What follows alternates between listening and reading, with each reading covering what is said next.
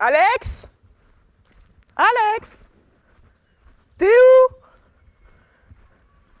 La saison va recommencer, faut se remettre au boulot.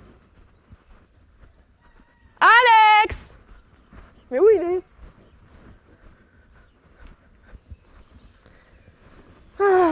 Alex? Bon bah il est pas avec les canards apparemment.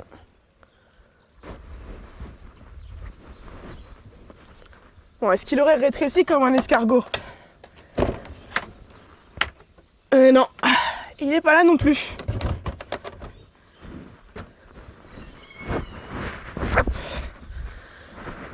Je suis bien embêtée moi.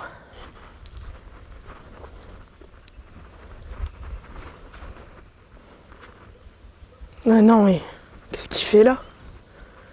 Il s'est operculé. Comme les escargots. J'en reviens pas. Alex, réveille-toi. Alex, debout. La saison a recommencé. Le soleil est là.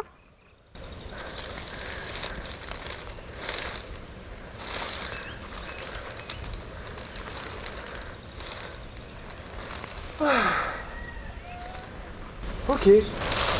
Allez, au boulot. L'hiver a été long. On va aller préparer les parcs. Allez, on y va.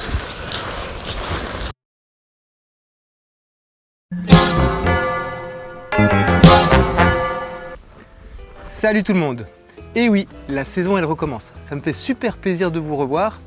J'ai de la chance parce que j'ai une bouffeuse qui m'a aidé à reprendre ma saison, ma 3e saison déjà.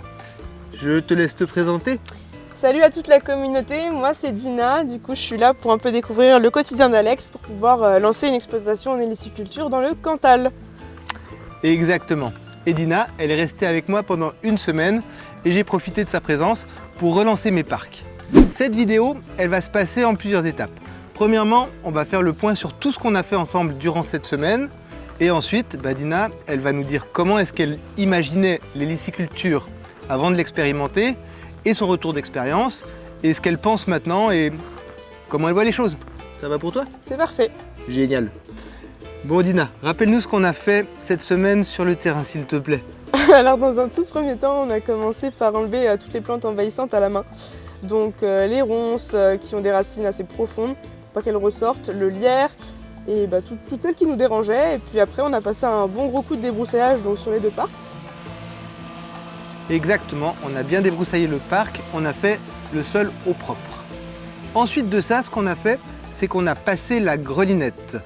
Tu sais à quoi ça sert la grelinette? Bien sûr, je l'utilisais déjà en permaculture, donc ça permet d'aérer la terre, de la retourner sans tuer la biodiversité en dessous et comme ça, on a pu faire un sol parfait pour la nouvelle saison. Exactement. Avec cet outil que je trouve assez génial, ça permet de bien aérer le sol pour que le développement racinaire se fasse bien et comme elle le dit si bien, ça abîme pas la vie.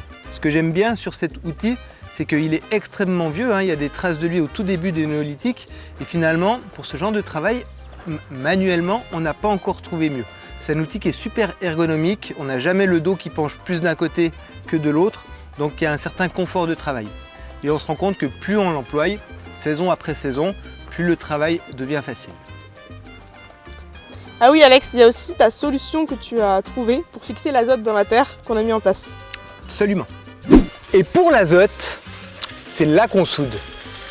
Non, c'est la consoude. La consoude. La consoude, c'est une plante qui est absolument géniale. Après, je ne sais pas si l'escargot il va la manger. Je pense pas parce qu'il y a un côté velouré un peu sur la plante. Mais si je la mets, c'est pour 2 raisons. Premièrement, je sais que ça va énormément garder l'humidité. Salut Oggy. Je sais aussi que c'est un excellent, si ce n'est le meilleur, fixateur d'azote. Elle fait des racines très très longues, elle récupère l'azote de son environnement, elle l'utilise et elle le descend profond dans le sol. Et ça, quand on a un élevage d'animaux, c'est vachement bien parce que trop d'azote, c'est pas bon. Du coup, je vais en prélever un peu. Ce qui est chouette aussi avec cette plante, c'est qu'il suffit d'en avoir une, de la diviser et du coup on en a 2. Ce que j'aimerais moi, c'est en mettre 3 par parc. Pour mes 100 mètres carrés, ça m'a l'air pertinent de mettre 3 consoudes. Voilà, alors je vais attaquer, je vais démonter ça.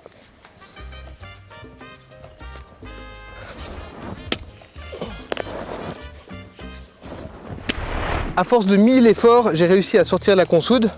Ça donne des gros paquets de racines comme ça. J'en ai sorti quelques-uns des plus petits. Bien sûr, j'en ai laissé un petit peu en place parce que mon but c'est qu'elles reviennent ici. Alors il ne faut pas s'inquiéter, on a l'impression que c'est complètement fracassé, mais la consoude elle repousse forcément. Donc on prend des morceaux comme ça. Si on arrive à les couper, c'est bien, et sinon on en prend des plus gros. Et c'est bien aussi. Celui-là, je vais encore essayer de le diviser un peu. Là, les plantes qui sont pourries, c'est normal, c'est parce qu'on est en hiver. Du coup, je vais essayer de la diviser un peu. Là, on attrape un bout là. Voilà. Et ça donne des morceaux comme ça.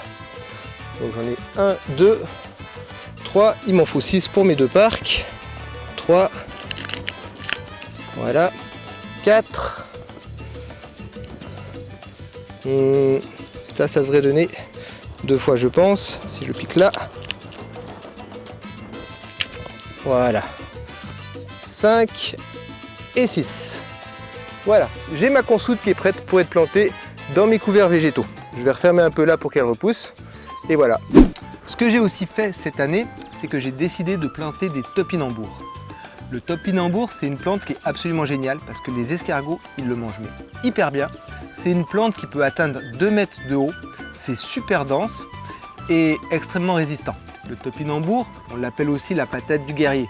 Parce que pendant les grandes crises, pendant les grandes guerres, les résistants, ils se servaient de ce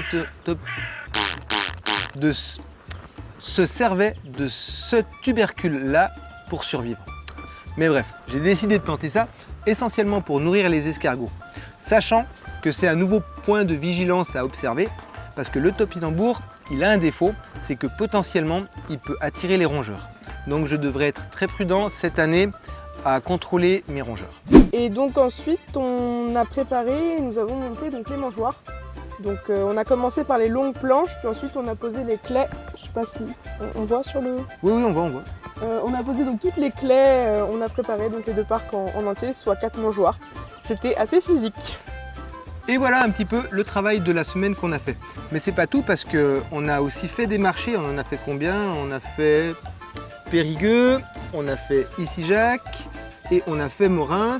Celui à 2 minutes. Voilà, on a fait aussi celui de Bourou. Ça veut dire que dans le même temps, on s'est fait 4 marchés qui ont plutôt assez bien marché. Je suis content. C'est une répétition. 4 marchés, combien marché? Mais ça le fait, hein. Alors Dina, dis-moi, ce que tu as vu, c'est une reprise en service d'une saison hélicicole. Il y a eu pas mal de boulot, il y a eu les marchés. Comment est-ce que tu imaginais l'héliciculture avant de l'expérimenter? Alors avant d'expérimenter cette période chez toi, j'avais pas spécialement d'attente. Parce que moi ça m'est venu un peu comme un pop-up dans mon esprit l'idée de faire de l'héliciculture, mais je n'avais pas vraiment la vision du terrain. J'avais aucune attente, ouais. Et j'avais pas la vision. En fait ton woofing c'était vraiment un stage découverte, tu voulais découvrir le métier. C'est ça, et découvrir vraiment en pratique et pas juste sur des vidéos, parce que je suis quelqu'un d'un peu utopiste et des fois être vraiment sur le concret, on se rend compte de pas mal de choses. Ouais, c'est sûr. La théorie et la pratique, c'est 2 choses. C'est ça. Ok. Et qu'est-ce que tu penses de l'héliciculture, enfin de cette expérience? Qu'est-ce que tu retiens de ça? Déjà dans un premier temps, l'accueil super chaleureux et super humain que sont Alex et sa petite femme et les enfants.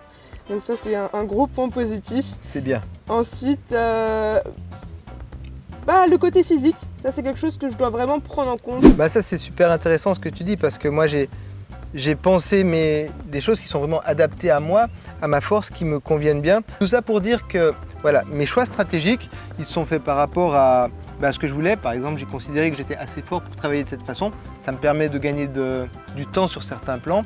Et le prix à payer, c'est que c'est un peu plus lourd. C'est comme je dis toujours, à chaque choix stratégique sur une exploitation, on doit considérer les forces qu'on obtient et les faiblesses. C'est toujours comme ça. Et ce que tu dis, c'est totalement pertinent. Toi, l'idée de partir sur des parcs plus petits, avec des mangeoires moins grandes, peut-être ne pas faire des clés, mais simplement des dosses, ça va te permettre de minimiser le poids de chaque objet.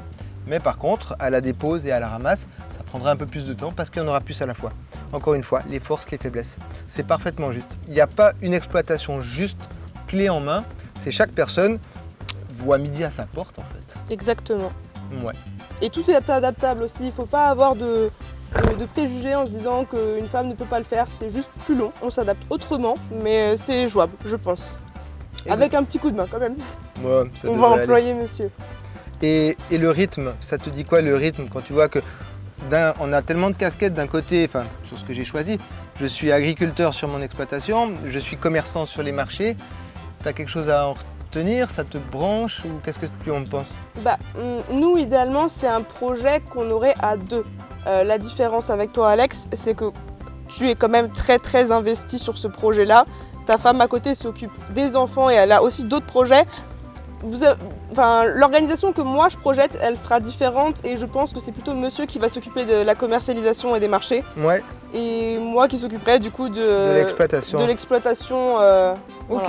Bah, en tout cas, moi ce que je te souhaite, c'est que dans une année ou deux, tu reviennes vers nous et que tu nous montres ton exploit et puis je passerai chez toi et on fera une vidéo pour montrer tout ça à tout le monde si tu es d'accord. Avec plaisir, mais tout sera à taille de nain cette fois-ci.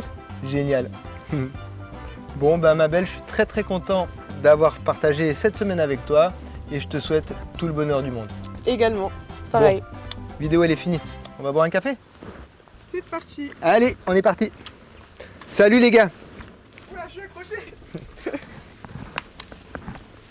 Et en attendant, oubliez de pas te parler d'escargot. Allez, salut.